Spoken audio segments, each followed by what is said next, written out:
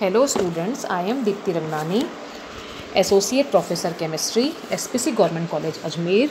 Today we will study the topic of BSc Part 3rd, Quantum Mechanics, and in this Quantum Mechanics, today we will start the syllabus Black Body Radiation. आज हम quantum mechanics में सबसे पहला topic जो कि हमारे syllabus में दे रखा है ब्लैक बॉडी रेडिएशन, कृष्णिका विकिरण क्या होता है वो हम अध्ययन करेंगे। कृष्णिका विकिरण को पढ़ने के लिए हम एक ठोस वस्तु लेते हैं और जब उस ठोस वस्तु को गर्म करते हैं तो उस वस्तु से ऊष्मा ऊर्जा जिस प्रक्रम से निकलती है उसे हम रेडिएशंस कहते हैं और इन विकिरणों को तरंग रूप में उत्सर्जन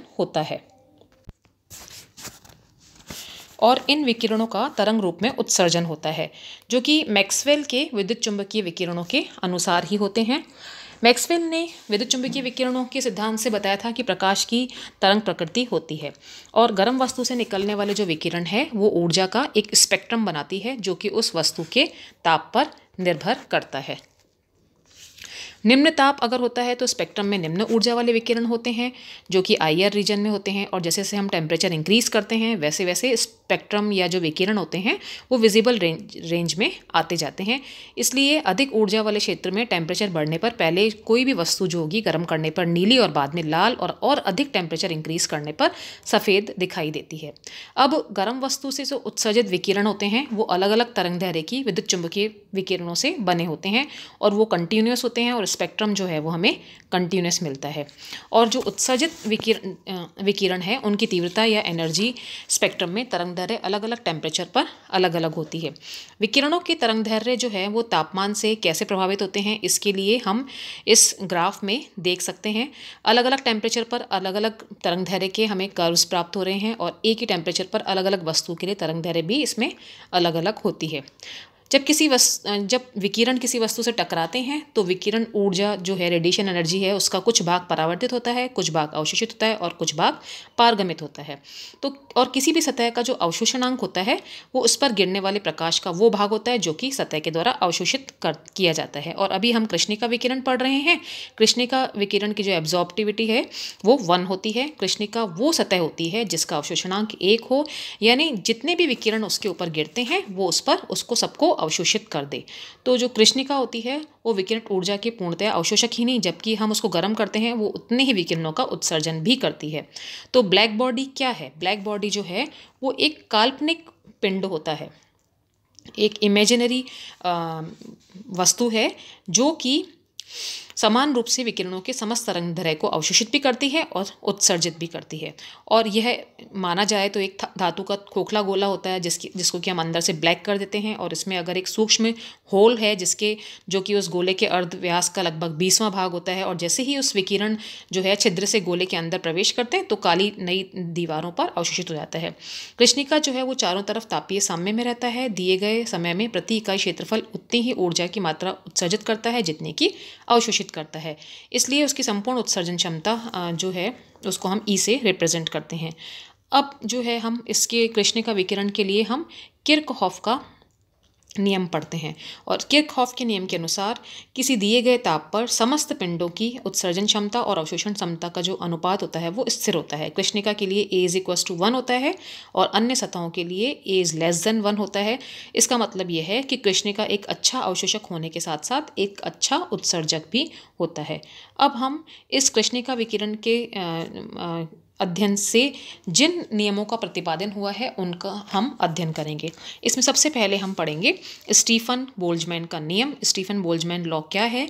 स्टीफन ने एक नियम प्रतिपादित किया था जिसे हम स्टीफन नियम कहते हैं और इसके अनुसार कृष्णिका के सतह के प्रति इकाई क्षेत्रफल तल से उत्सर्जित विकिरण ऊर्जा उस वस्तु के परमताप के चतुर्थ घात के समानुपाती होती है। मतलब E is proportional to T⁴ और प्रोपोर्शनलिटी को इक्वल टू में चेंज करने के लिए हम कांस्टेंट लेंगे जिसे हम सिग्मा से रिप्रेजेंट करते हैं।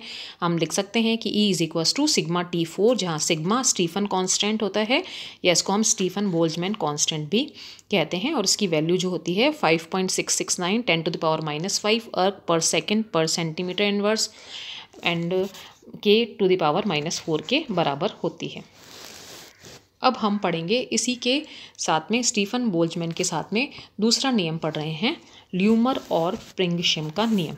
ल्यूमर और प्रिंगशिम ने उत्सर्जित ऊर्जा जो है वो ताप और तरंगदैर्घ्य पर निर्भर करती है, और प्रत्येक उस ताप बढ़ने पर एक निश्चित तरंगदैर्घ्य होती है जिस पर ऊर्जा का उत्सर्जन अधिकतम होता है। तो ऊर्जा का यह जो अधिकतम मान है वो ताप के बढ़ने पर कम तरंगदैर्घ्य की तरफ सरक जाता है, और इसी को हम वीन के नियम से भी हम समझा सकते हैं।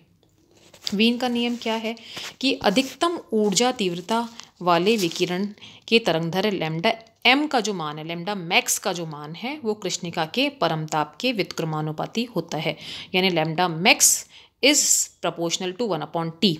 या हम कह सकते हैं कि lambda M T is equals to constant, और इस कॉन्स्टेंट को हम बी से रिप्रेजेंट करते हैं, और जो इसको हम वीन कॉन्स्टेंट कहते हैं, और इसकी जो वैल्यू होती है वो 2.93 × 10⁻³ मीटर केल्विन होती है।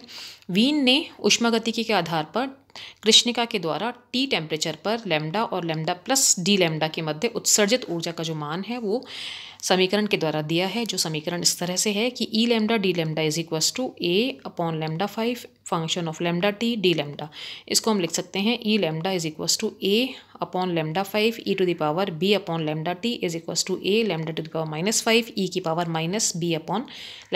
ई लैम्डा क्या है? ई लैम्डा वह ऊर्जा है जो कि स्पेक्ट्रम के क्षेत्र लैम्डा और लैम्डा प्लस डी लैम्डा में उत्सर्जित होती है। यहाँ पर ए और बी जो है वो कांस्टेंट है। फंक्शन ऑफ लैम्डा टी तरंगदैर्घ्य लैम्डा और टेम्परेचर का कोई फंक्शन होता है, इसे हम वीन डिस्प्लेसमेंट लॉ कहते हैं। इसके बाद हम दूसरा नियम पढ़ेंगे, रेले और जीन्स का नियम। रेले और जीन्स ने जो रूढ़ यांत्रिकी है उसकी विभिन्न स्वतंत्रता की कोटियों में ऊर्जा के समविभाजन के नियम का उपयोग करा और ई लैम्डा और लैम्डा में संबंध स्थापित किया, जो कि हम इस तरह से रिप्रेजेंट कर सकते हैं कि E lambda D lambda is equals to 8π/T λ⁴ lambda की पावर -4 इंटू डी लैम्डा, या हम इसको इस तरह से लिख सकते हैं E lambda is equals to 8π/T/λ⁴। अब हम इसके बाद पढ़ेंगे प्लैंक का विकिरण नियम और प्लैंक का क्वांटम सिद्धांत। अब हम पढ़ेंगे प्लैंक्स रेडिएशन लॉ और प्लैंक्स क्वांटम हाइपोथेसिस। वीन का जो फॉर्मूला है वो केवल छोटी तरंगदैर्घ्य में ही सही रिजल्ट देता है, जबकि रेले और जीन्स का जो फॉर्मूला होता है वो बहुत ज़्यादा तरंगदैर्घ्य के लिए सही परिणाम देता है। जर्मन वैज्ञानिक मैक्स प्लैंक ने कृष्णिका के स्पेक्ट्रम में ऊर्जा के वितरण के लिए एक सिद्धांत दिया जो कि वीन और रेले जीन्स के मध्य था। इसके अनुसार किसी भी कृष्णिका के द्वारा विकिरण का जो उत्सर्जन होता है वो कंटिन्यूस नहीं होकर के डिस्क्रीट होता है, बंडल्स के रूप में होता है, ऊर्जा के पैकेट्स के रूप में होता है और असतत होता है, और इन बंडल्स को हम कहते हैं फोटोन। और ऊर्जा के इस विविक्त मान को हम क्वांटम कहते हैं, और इसको हम लिख सकते हैं कि E is proportional to nu. Nu क्या है? आवृत्ति। तो एक प्रोपोर्शनलिटी को इक्वल टू में चेंज करने के लिए हम लिख सकते हैं E equal to H nu, जहाँ पर एच प्लैंक कांस्टेंट है क्योंकि ये प्लैंक का विकिरण का नियम है, और इस प्लैंक कांस्टेंट का मान होता है 6.625 10⁻27 अर्ग सेकेंड, और जूल सेकेंड में लिखें तो 6.625 10⁻34 होता है। अब विकिरण का जो क्वांटम सिद्धांत है इसमें प्लैंक ने बताया कि जो कृष्णिका जो है उसमें कई सारे ऑसिलेशंस होते हैं और हर दोलन की एक निश्चित कंपन आवृत्ति होती है, और प्रत्येक दोलन की ऊर्जा नहीं बदलती है जबकि विविक्त इकाइयों में होती है, और प्रत्येक दोलन या तो क्वांटम ऊर्जा का अवशोषण या उत्सर्जन करता है तो E equal to H nu के रूप में करता है या उसके पूर्ण गुणांक के रूप में करता है। इसलिए हम इस ई को रिप्रेजेंट कर सकते हैं E N is equals to N E is equals to N H nu, या हम लिख सकते हैं E lambda is equals to 8πhc/λ5 1/e⁻ अब हम इसके मतलब इस तरह से हम प्लैंक के क्वांटम सिद्धांत को समझा सकते हैं। तो ये जो इक्वेशन है ई lambda equal to 8πhc/λ5 1/e⁻hc/kT⁻⁻1, इसमें ल्यूमर और प्रिंगशिम के प्रायोगिक मान के समरूप है। इसको हम प्लैंक का रेडिएशन लॉ भी कहते हैं, और निम्न तरंगदैर्घ्य पर hc/λ/kT का जो मान है वो अधिक होता है, तब ऊर्जा का घनत्व भी शून्य होता है। और यदि लैम्डा का मान अधिक है तो तो hc/λ/kT का मान कम हो जाएगा।